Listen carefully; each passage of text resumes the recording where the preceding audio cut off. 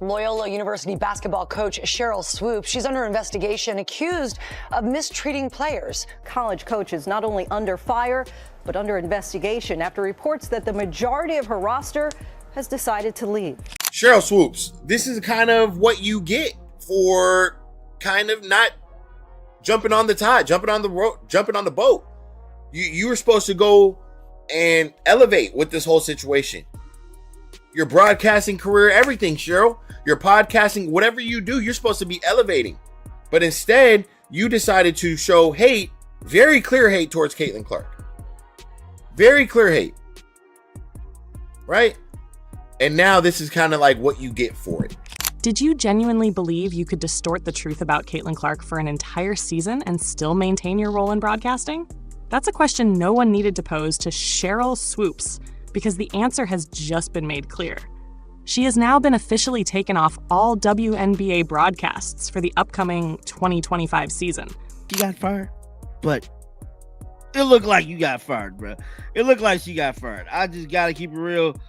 It looked like she got fired. But her termination isn't just the result of a poor take or a lone mistake. It's the outcome of a deliberate and ongoing effort to undermine the WNBA's rising superstar. And eventually, the league said, that's enough. Curious what really occurred behind closed doors? In this video, we'll lay out the full story, what transpired, how she's now trying to do damage control, and why her career ultimately unraveled. You ready? Let's dive in. I won't be missing you broadcasting the games, because when you broadcasted the games, it was so hard for you to mention Caitlin Clark. How are you up there talking about, you kept mentioning, oh, the Indiana Fever are doing this. Oh, Kelsey Mitchell and the Indiana Fever. Oh, Aaliyah Boston and Kelsey Mitchell and those girls are doing. Oh, you had such the hardest time mentioning Caitlin Clark's name. Why? I don't get it. I really don't know. Did you know Sheryl Swoopes has a history of being let go from jobs? Before this latest broadcasting controversy, Swoopes had already shown troubling behavior in her post-playing career, a pattern that's hard to ignore. Sure, her career on the court earned her a spot in the Hall of Fame and respect as one of the pioneers of the WNBA, but once she transitioned off the court, issues started popping up consistently. Loyola University basketball coach Sheryl Swoopes, she's under investigation, accused of mistreating players. College coach is not only under fire, but under investigation after reports that the majority of her roster has decided to leave. The warning signs at Loyola University Chicago were blaring. In July 2016, Swoopes was officially fired as the head coach, following an incredible player exodus that should have alarmed any future employer. Think about it. What coach loses 10 out of 12 returning players in a single offseason? Head coach since 2013. Last year, 5 of her players reportedly transferred to different programs. And this year, a reported 10 of the team's 12 players aren't planning on coming back. That she mistreated players. It was the environment she created. I was belittled, humiliated, made to feel extremely small. That kind of upheaval isn't normal. It's a giant red flag for any program. One former Loyola athlete, Kate Sone, didn't mince words when describing Swoopes' leadership style. Former Loyola basketball player Kate Sone says Swoopes caused the players to live in fear, that she routinely threatened that they would lose their scholarships or she would cut them from the team. It made it hard to play. It wasn't about working hard and having fun anymore. It was about surviving. Players also described her as emotionally unstable, crying during practices and games, constantly threatening to revoke scholarships, and crossing personal boundaries. That exact behavior is what resurfaced when it came to Caitlin Clark. In her now infamous February interview on Gil's Arena, Swoopes didn't just get her facts wrong. She came across as deliberately misleading. She falsely stated that Clark was in her 5th year. She was in her 4th, and exaggerated her shooting volume, claiming she took 40 shots per game when the actual average was 22.7. Caitlin Clark right now probably takes about 40 shots a game. Here we go. I know you like that. Hell yeah. I said that because when she comes to the league, regardless of what team she goes to that has vets on that team, she probably ain't gonna get 40 shots a game. These weren't simple mistakes. They seemed intentional, like an attempt to discredit Clark. Even more telling was the dismissive tone Swoopes used when talking about Clark's record-breaking moments. You asked me about Caitlin. If you're going to break a record, to me, if it's legitimate, you have to break that record in the same amount of time that that player set it. Okay. Right? So if Kelsey Plum set that record in 4 years, well, Caitlin should have broke that record in 4 years. But because there's a COVID year and then there's another year, you know what I mean? So she's already had an extra year to break that record. So is it truly a broken record? Again, this wasn't a one-off incident. It was a sustained pattern throughout the year, and it said far more about Swoopes' insecurity than Clark's talent. Whether it's players leaving Loyola or a new star like Clark rising fast, Swoopes seems incapable of celebrating success if she isn't at the center of it.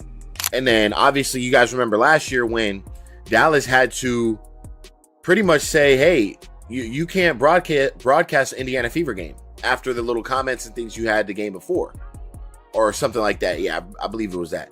And Nancy Lieberman was the one who pretty much confronted Sheryl Swoopes about the whole situation and let her know, like, hey, we got to keep it this, we got to keep it that, keep it about basketball. That mindset followed her right into her broadcasting job with the Dallas Wings. And eventually, even the league couldn't ignore it anymore. So what exactly happened last season with Dallas? You might remember, the Dallas Wings told her flat out, "You're no longer calling Indiana Fever games," after some really questionable remarks she made during a previous broadcast. It turns out Nancy Lieberman was the one who confronted her directly and said, "We need to keep this professional.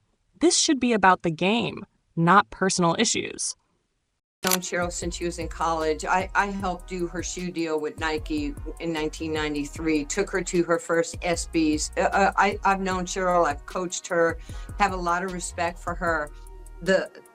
I called her when Caitlin was still playing at Iowa and she had just broken Maravich's record. And it was all over the place, as you and I have discussed, that there was this quote by Sheryl that said, Caitlin was, 25 years old. She was, 24 years old. She was a fifth-year senior. Right. She was taking 40 shots a game. Her records were illegitimate. You know basketball. You know basketball better than me. You know basketball than any of the pundits. You know basketball better than most of the men that play basketball. There is no way in hell you just accidentally left Caitlin Clark's name out of that soliloquy that you dropped about the Indiana Fever. Stop it. You know that. Stop it. This wasn't just about Caitlin Clark. This was about Swoopes making enemies in all the wrong places. And when people who have been part of the league for decades start turning on you, that's major. It signals there's a lot going on behind the scenes that the public doesn't always see.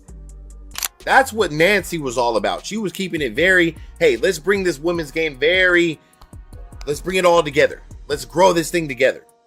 And the question was talking about how older people or older players in the league pretty much should going about what's going on in the league. And Nancy knows Caitlin Clark is the biggest.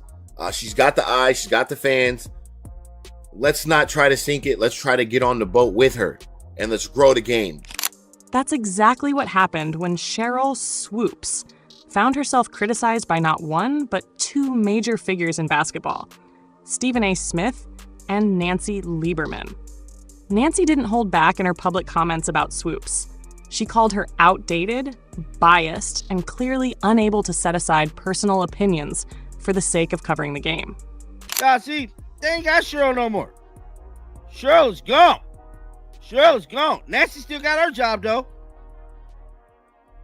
Nancy still got her job. They got Sheryl built. They got Sheryl built. See? Sheryl was there last year. She ain't there no more. You can't let your personal grudges cloud the way you talk about players. If you're calling a game, talk about the game. That's your job.